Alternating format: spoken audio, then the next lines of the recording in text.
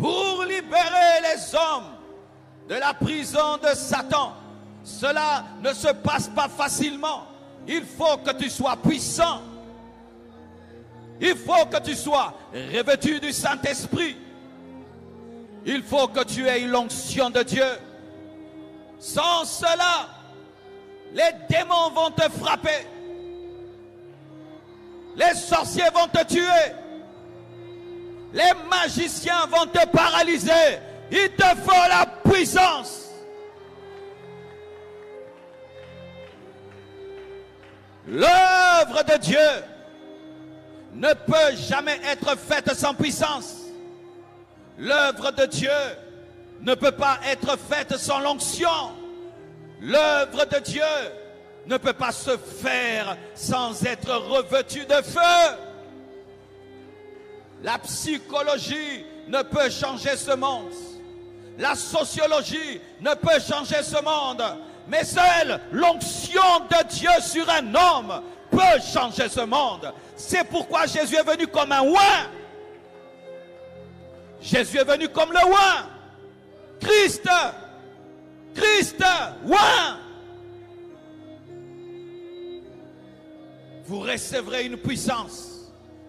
Et cette puissance viendra comme un feu. Et lorsque cette puissance est venue comme un feu, Pierre a prêché. 3000 personnes se sont converties parce qu'il avait le feu qui arrête le feu.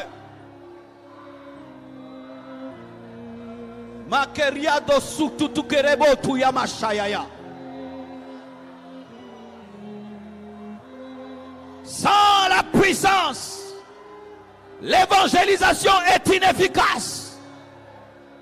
Sans la puissance, l'évangélisation est inefficace.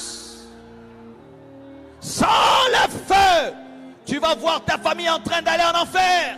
Sans le feu, nous allons perdre les âmes. Sans le feu.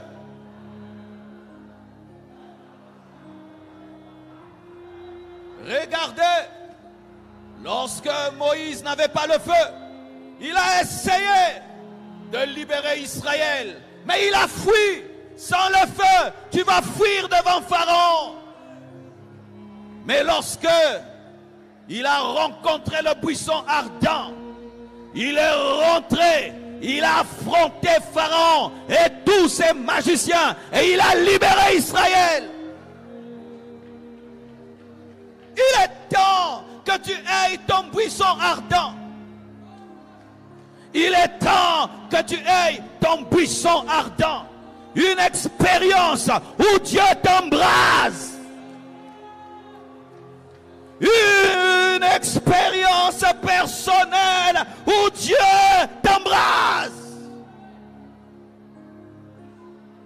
Et lorsque tu as connu ton buisson ardent, tu n'as plus peur. Tu affrontes l'homme le plus puissant de la terre, Pharaon. Et tu sais que le Dieu qui t'est apparu sera avec toi. Pour vaincre le feu des magiciens de l'Égypte, Moïse devait avoir le feu du buisson ardent, parce que c'est le feu qui sauve du feu.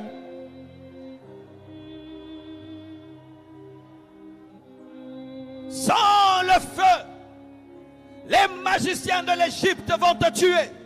Sans le feu, tu vas devenir prisonnier de Pharaon. Sans le feu, tu n'ouvriras pas la mer Rouge. Sans le feu, il n'y a pas la colonne de nuée. Sans le feu, Israël ne peut marcher dans le désert jusqu'entrer en Canaan.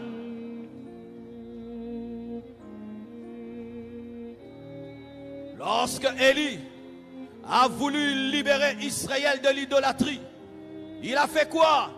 Il a placé l'autel de l'Éternel contre l'autel de Baal. C'est un autel qui délivre d'un autre autel. Il faut que tu payes le prix pendant que les magiciens payent le prix. Toi aussi tu payes le prix de chercher Dieu.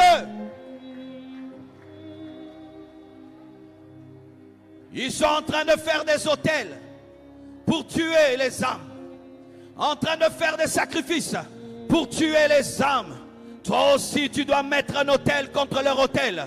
Si les prophètes de Baal ont un autel, Élie aussi a un autel. Et le Dieu qui répondra par le feu sera le véritable Dieu. Va chercher Dieu, va chercher Dieu, va chercher Dieu, va chercher Dieu, va chercher Dieu, va chercher Dieu.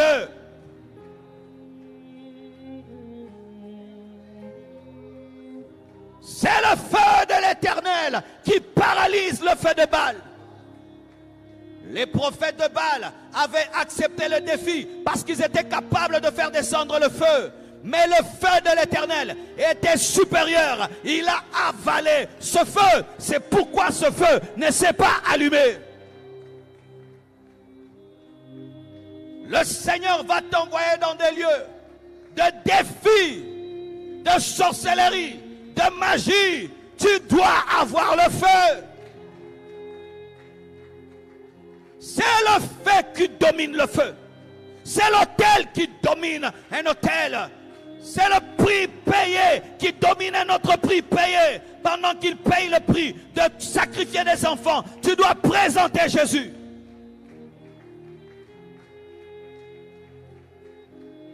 C'est un bâton qui avale un autre bâton.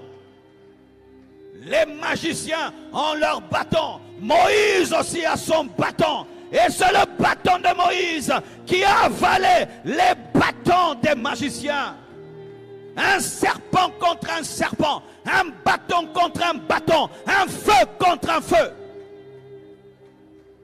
Si ce que nous combattons opère dans la puissance et nous sommes dans les théories, nous n'allons pas sauver ce monde. Autel contre autel, feu contre feu, bâton contre bâton, serpent contre serpent.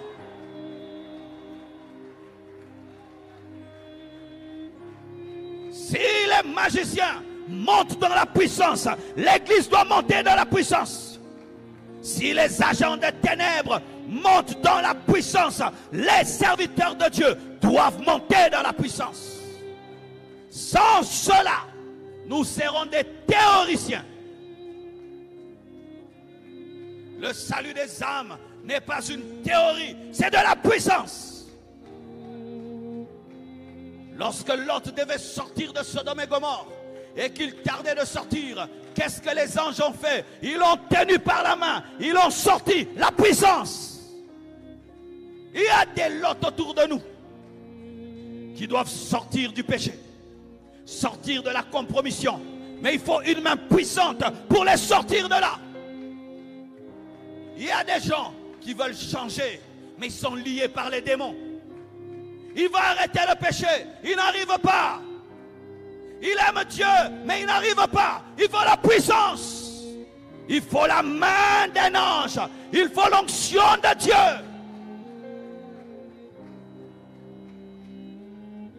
Il y a des hommes qui ne se convertiront jamais par l'enseignement. Il faut la puissance. Paul ne se convertit pas par l'enseignement. Paul ne se convertit pas par l'enseignement. C'est la puissance. Il doit voir Jésus. Il doit tomber de son cheval. Il doit devenir aveugle. Et puis il voit après 3 jours.